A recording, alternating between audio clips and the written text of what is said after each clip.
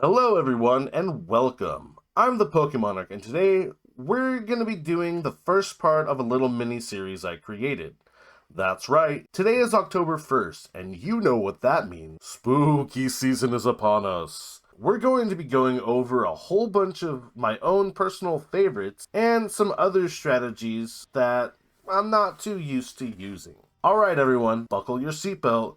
Grab your broomsticks, or pitchforks depending on which side of history you want to be on.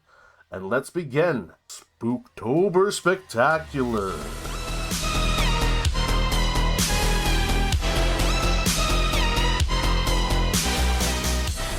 Okay guys, I had kind of a hard time deciding which deck to choose first for this segment. However, there is one deck that I have been eyeballing, vigorously testing, and just basically interested in over the last few weeks. It fits this criteria pretty perfectly. That deck is Scareclaw. Scareclaw has been the black sheep of the Vice of Starfrost lore family, or tribe, it's whatever.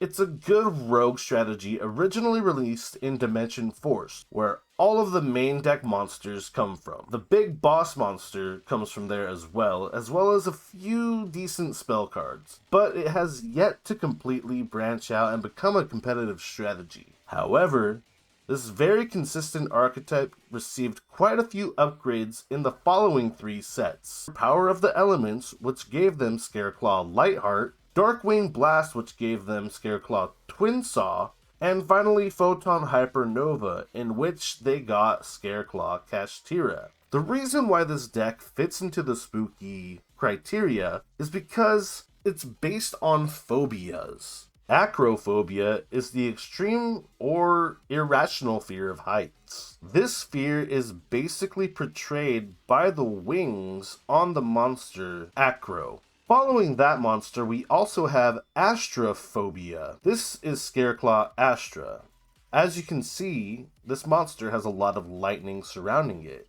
It is the fear of lightning. And finally, for the main deck monsters, we have Scareclaw Balone.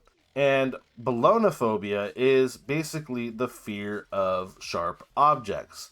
As you can see, on the end of the chains in this monster's art, it has these pointy needles. Just wanted to give a basic look at why I think this fits into the Spooktober Spectacular. People are scared of stuff, and these are a few common fears. In any case, now that you have some backstory, and maybe a little understanding of some of the more powerful cards in the deck, let's take a look at the build I actually came up with. We start off the deck with Kashtira Fenrir. This is an incredibly powerful card that is ran in a lot of different decks currently in competitive Yu-Gi-Oh! It special summons itself onto the field if you have no monsters.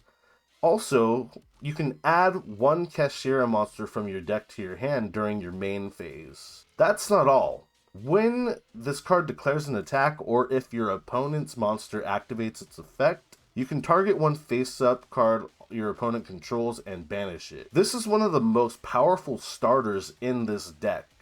That's because it can search Scareclaw Kashtira. This card allows you to special summon itself from the hand and then banish a Kashtira or Scareclaw monster from your hand or graveyard. This is really great and helps us get out Kashtira Shangra-Ira, just another very powerful rank monster. Moving on in the main deck, we have Vice of Starfrost. It's the tuner of the deck, and it also is an extender for us. You could target a monster you control with a different type and attribute than this card, destroy that monster, and if you do, special summon this card. When it destroys an opponent's monster by battle, you can make this card gain attack equal to half the original attack and defense of that monster, whichever is higher. Pretty useful effects. Following that up, we actually have Scareclaw Reichheart. This is also one of the more powerful main deck monsters, as when it's normal summoned or special summoned, you can add a Scareclaw spell or trap from your deck to your hand. And if you have 3 or more defense position monsters, which is incredibly easy to do in this deck, you get to draw a card. Also, just like the other main deck Scareclaw monsters, you can special summon it into an adjacent column or in the same column as a Scareclaw monster. Following that, we have Scareclaw Acro, which also has the same special summoning effect, as well as the ability to give 300 attack points to a monster in your extra monster zone. Astra gives the ability to attack multiple times up to the number of names for Scareclaw monsters that you have in defense position on the field. Finally, Balone is the Sharp Object. It allows your extra monster zone monster to inflict piercing damage to defense position monsters. Finally, for the last monster in the deck, we are running a hand trap. That hand trap is Ash Blossom in Joyous Spring. Ever since its release, it's been one of the most powerful hand traps in the game, and one of the most powerful cards as well. Next up, we have the spells. We're running 3 Triple Tactics Thrust, 2 Triple Tactics Talent, 1 Change of Heart, 2 Lightning Storm, and 1 Reinforcements of the Army. These are basically cards that go under Triple Tactics Thrust that we want to get to our hand as soon as we possibly can in order to take control of the game. Following those, we also have Scareclaw Arrival, which is a pivotal part of the deck and Reichart's main target to add from deck to hand. Following that, we have 3 Book of Moon, recently becoming one of the more powerful interruptions in the game. Then we have our 4 field spells. 2 Primitive Planet Reichphobia, which allows you to add a Scareclaw or a Vice of Starfrost from your deck to your hand. And it also, if you have 3 defense position monsters on the field, you could target a card your opponent controls and destroy it. And then for the final spell card, we have 2 Pressured Planet Wraithsoth. It's basically the opposite of the Primitive Planet, which allows you to add a Kashtira monster from your deck to your hand. Finally, we have Scareclaw Twin Saw. This is our trap card, our one and only trap card in the main deck. It's incredibly strong as it is basically an Icarus attack for our Scareclaw monsters. And then if you have a Link 3 monster while this card is in the graveyard, you can banish it and neither player can activate Link monsters effects on the field.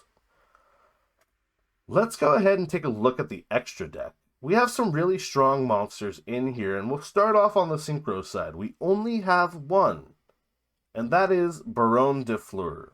This can be summoned out in a pinch if you have a Scareclaw Kashtira or a Kashtira Fenrir and a Ash Blossom and Joyous Spring in your hand. It might help during late game, it might help if you kind of break.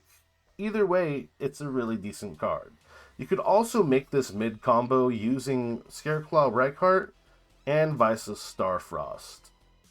Following up that Synchro monster, we are running 2 Divine Arsenal AA Zeus Sky Thunder. Those are in the deck because we have 2 other Xyz monsters. We're running number 75 Bamboozling Gossip Shadow. If you can only get 2 level 3 monsters onto the field, you can go ahead and special summon this out, attack your opponent, and go into a Zeus. Or you can keep it on your field in defense position, and then you can negate an effect that your opponent is going to use by detaching 2 materials, and make it into each player draws 1 card. And again, Shinra Era is just one of the more powerful cards in the game currently. For the Link monsters, we're running 2 Scareclaw Lightheart, which is the searcher for the field spell for the Scareclaw monsters. And then we're running Scareclaw Triheart, which gains a lot of effect from your defense position monsters. For the basically generic Link monsters, we're running Link Spider, which allows us to play through Nibiru pretty well. IP Masquerena with our Underworld Goddess of the Closed World, which is a really decent thing to get a monster off of your opponent's side of the field. And then finally, our Nightmare package. Phoenix, Unicorn, and Griffin. Just incredibly powerful and easy to use Link monsters. Lastly, our side deck. I kind of just threw it together while also looking at generic stuff that's good against a lot of different decks. Solemn Judgment helps us if we're going first a lot. Evenly Matched, if we know that we're going second, works very, very well. If you're going against a strategy that draws a lot, Drolan Lockbird is incredible. The Bestial package, really, really good monsters in general. And then Gameciel, the Sea Turtle Kaiju, is great spot removal. So I hope you guys enjoyed this spooky deck profile. If you did, please be sure to like the video as always, subscribe to the channel for more content like this, and I'll see you guys in the next video. Hopefully it'll be a test hand video, maybe a combo tutorial, something of the likes of that. I'll catch you guys then. Peace out.